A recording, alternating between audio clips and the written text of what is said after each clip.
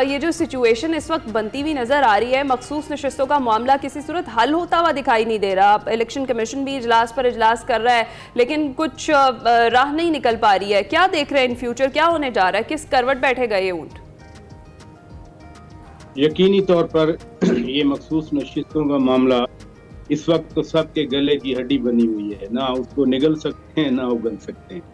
क्योंकि अगर ये मखसूस नशिस्तें हुकूमत को मिल जाती हैं, फिर हुकूमत के पास जो 12 नंबर कम है आईनी तरमीम के लिए, तो हुकूमत के तो द्वारे न्यारे हो जाएंगे। उनको किसी और पार्टी से, मौलाना फजलुर रहमान साहब से या किसी और ग्रुप से बात करने की जरूरत भी नहीं पड़ेगी।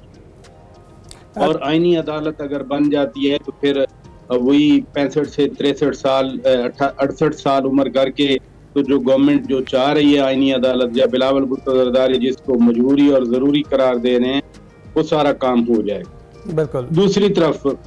दूसरी तरफ अगर ये मखसूस नशिस्तें पीटीआई को मिल जाती हैं तो कम से कम वो इन तमाम सूरत हाल में जो रास्ता रोकना चाह रही है पीटीआई के, आईनी अदालत भी ना बने, दूसरे काम भी ना हो, रिफॉर्म्स भी ना हो, वो कामयाब हो जाएंगे।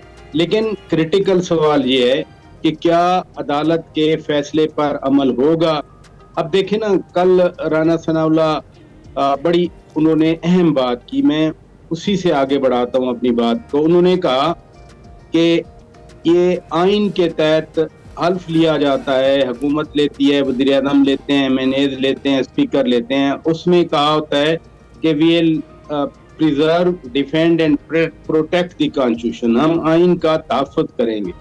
अब आइन में तो लिखा हुआ है 3 दिन, ये वाज़े तौर पे लिखा हुआ है, और उन्हीं 3 दिनों का इस खास मखसूस सूरत हाल में 3 दिनों का उन्होंने हल्फ लिया हुआ है कि ये जो 3 दिन है हम इन्हीं का तहफ़्फ़ुज़ करेंगे। अदालत ने कर दिया 15 दिन। जो बार बार ये कह रहे हैं कि अदालत ने रीराइट किया कॉन्स्टिट्यूशन को, अदालत का तो अख्तियार नहीं है आइन को रीराइट करने का। फॉर ऑल प्रैक्टिकल पर्पसेस जो आइन को अमेंड करना है, आइन बनाना है, आइन में तरमीम करनी है, कानून बनाना है, वो नेसेसरली पार्लियामान का काम है। बाकी जितने भी इदारे हैं पार्लियामान के बनाए हुए कानून के मुताबिक उन्होंने अमल करना है। वो इलेक्शन कमीशन ऑफ पाकिस्तान हो, वो अदालतें हों, अदालतें अपने तौर पर आइन नहीं ला सकती, ये हुकूमत का मौक़िफ़ है। इसलिए जो आपने स्पेसिफिक बात पूछी कि क्या ये मखसूस नशिस्तों का मामला हल हो जाएगा, करीने क्यास यही लगता है कि ये दोबारा इलेक्शन कमीशन सुप्रीम कोर्ट की तरफ जाएगा, कुछ और वजाहतें मांगेगा, या फिर कह देंगे कि हम आइन और कानून के मुताबिक इस पर अमल दरामद नहीं कर सकते। जी शौकत साहब, बिल्कुल, और अताउल्लाह तारड़ की जानिब से भी यही मौक़िफ़ पेश किया गया था। आप बताइएगा कि बिलावल भुट्टो जरदारी ने गुज़िश्ता रोज़ सिंध हाई कोर्ट बार से खिताब भी किया है और उसके हवाले से उन्होंने ये कहा था कि आईनी अदालत हर सूरत बनेगी और ये ज़रूरत भी है और मजबूरी भी है। पार्लियामान में नंबर गेम हुकूमत कैसे पूरी करेगी और क्या ये 25 अक्टूबर से पहले ही हो सकेगा? जो आईनी अदालत का क्याम है, इन प्रिंसिपल आप पीटीआई के लोगों की बातें सुने तो वो भी चाहते हैं, वो भी चाहते हैं कि कोई एक ऐसा फोरम हो जहां पर ये पेंडेंसी ना पहुंचे।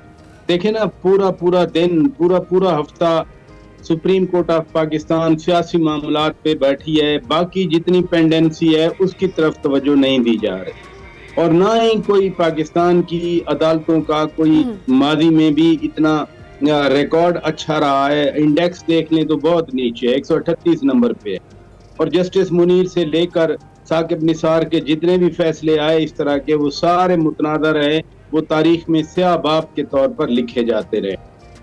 चार्टर ऑफ डेमोक्रेसी में पीपल्स पार्टी ने, यानी शहीद मोहतरमा बेनज़ीर भुट्टो ने और मियां नवाज शरीफ ने एग्री किया था, और उस पर फिर खान साहब ने भी एग्री किया था कि हाँ आईनी अदालत होनी चाहिए। लिहाजा इन प्रिंसिपल तो सब चाहते हैं।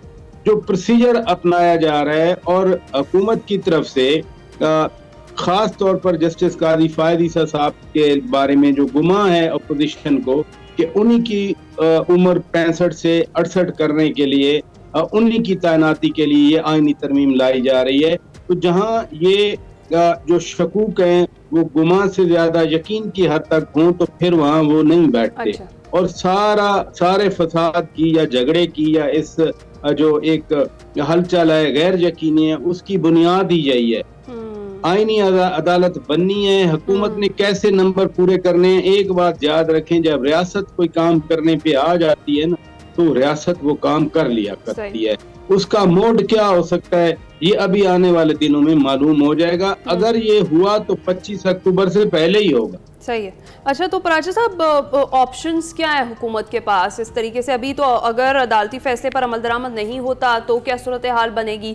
और दूसरा ये कि बानी तहरीक इंसाफ जो हैं वो काफ़ी सख्त किस्म की गुफ्तगू कर रहे हैं जेल से। उन्होंने मखसूस नशस्तों के हवाले से भी बात की, और कहीं ना कहीं आपको लगता है कि उनका जो ये लहजा है, उन्हें भी इस चीज़ का डाउट है कि ये नशस्तें जो है उन्हें नहीं मिलेंगी, इसलिए इतनी सख्त ज़बान इस्तेमाल कर रहे हैं। इसके साथ साथ वो काजी फैज़ ईसा के हवाले से, चीफ जस्टिस के हवाले से भी इसी तरह के अल्फाज का इस्तेमाल कर रहे हैं। बानी खान साहब वैसे कब सख्त जबान इस्तेमाल नहीं करते। उनका लहजा हमेशा, जब वो हुकूमत में भी थे, जब वो वज़ीर आज़म थे, वो तकरीर करते थे, लगता था अपोजिशन के लोग बोल रहे हैं। बजाय इसके कि आज भी खैबर पख्तूनख्वा में गवर्नेंस जो है बेहतर की जाए, वहाँ पर तनख्वाह देने के लिए पैसे नहीं है, वहाँ पर कंसंट्रेशन की जाए, रोजाना की बुनियाद पर। कभी स्वाबी में जलसा है, कभी पिंडी में जलसा है, कभी लाहौर में जलसा है, फिर लाहौर में जलसा है, फिर पिंडी में जलसा है। लिहाजा वो जो जबान इस्तेमाल करते हैं, सख्त जो जबान आप कह रही हैं, वो उनका एक लबो लहजा है या उनकी तबीयत का हिस्सा है। उस पर तो बात हमेशा होती रही है। काजी फैज़ ईसा साहब के बारे में जो वो बात कर रहे हैं, वो हुकूमत में होते हुए उन्होंने उन्हीं के खिलाफ रेफरेंस भेजा था। एक सुप्रीम कोर्ट के जज को इंसाफ के कटहरे में बतौर एक्यूज खड़ा होना पड़ा। उनकी बेगम साहिबा, उनकी एहलिया को भी बार बार पेश होना पड़ा। तो ये रिलेटेड चीजें हैं। काजी फैज़ ईसा साहब के हवाले से उनकी अप्रोच कभी भी पॉजिटिव भी नहीं रही और फ्रेंडली भी नहीं रही। जब भी मौका मिलेगा और जिस वक्त भी बात करने का मौका मिलता है, वो चीफ जस्टिस ऑफ पाकिस्तान काजी फैज़ ईसा साहब के खिलाफ बोलते हैं। आईनी तरमीम के हवाले से अभी मैं आपको बता रहा था कि उनको यकीन है कि जो आईनी अदालत बन रही है, इसका कोई और मकसद नहीं है। सिर्फ और सिर्फ काजी फैज़ ईसा साहब के पास वो उनकी उम्र 65 से 68 करके तो ये सारे पॉलिटिकल केस उन्हें भेजने हैं। हालांकि आईनी अदालत पे पहले सारे ही मुत्तफिक हो चुके।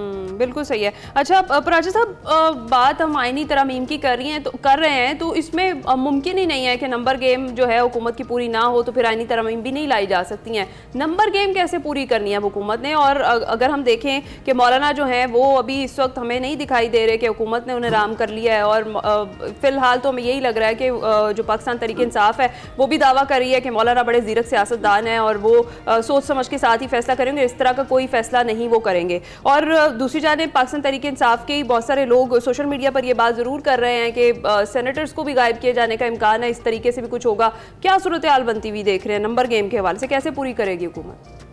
देखिए ना, नंबर गेम उसी तरह पूरी होती है जैसे खान साहब की हुकूमत में 65 खड़े हुए थे और 50 ने वोट दिया था। 15 खड़े भी थे पार्लियामान में, पता नहीं उन्होंने वोट क्यों नहीं दिया। तो नंबर गेम जब पूरी करने पे आते हैं तो इस तरह कर लिया करते हैं। दूसरी अहम बात है कि मौलाना फजलुर रहमान साहब भी उन्होंने एक कहा था कि हमें मसवदा दिखाया जाए, वो उनके साथ शेयर हो गया। कोई 54 शिक्के हैं उसकी, उस पे काम हो रहा है। एक पार्टी ने सिर्फ इस वजह से स्टैंड लिया उस रात के हमने मसवदा नहीं देखा, हमारी मुशावरत नहीं हुई। अब तो काफी दिन हो गए, अब तो मसवदे पे काम भी हो रहा होगा, कहीं ना कहीं बैकडोर राब्ते भी रहते हैं। मौलाना साहब में तब्दीली आ सकती है इस ड्यूरेशन में, बहुत कुछ तब्दील हो गया होगा। नहीं, मौकफ में तब्दीली ना कहें, मैं ये कह सकता हूँ कि वो राजी तो हो सकते हैं कि हाँ हमारी भी जो तजावीज हैं वो इसमें शामिल की गई हैं। ये एक ऑप्शन है। दूसरा ऑप्शन ये है कि यही मखसूस नशिस्तें अगर उनको नहीं मिलती फिर क्या होगा। और तीसरा ऑप्शन ये है कि 41 जो अभी तक इंडिपेंडेंट है, इवन सुप्रीम कोर्ट के ऑर्डर के बाद भी कहा गया कि इलेक्शन कमीशन इनसे राय ले, इनसे सर्टिफिकेट ले, किसके पास जाना चाह रहे हैं। ये एक ओपन एंडेड है। अगर वो कहते हैं कि हम जो है अभी पीटीआई को हम ज्वाइन नहीं कर रहे, हम इंडिपेंडेंट रहेंगे, और इंडिपेंडेंट 10-12 का जो फर्क है वो आ जाए। लिहाजा मल्टीपल ऑप्शंस हैं जिन पर काम हो रहा है।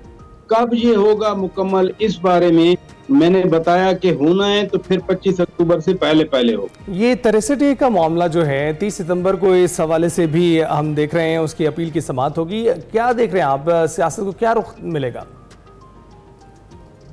63A में तरमीम का मतलब कि अगर वोट भी नहीं दिया, वोट दिया है तो वो काउंट नहीं हुआ और सीट भी चली गई। यही था हमदा शहबाज शरीफ के खिलाफ जब ये सारी मूव आई, यानी वोट काउंट नहीं हुआ और उनको डिसीट कर दिया।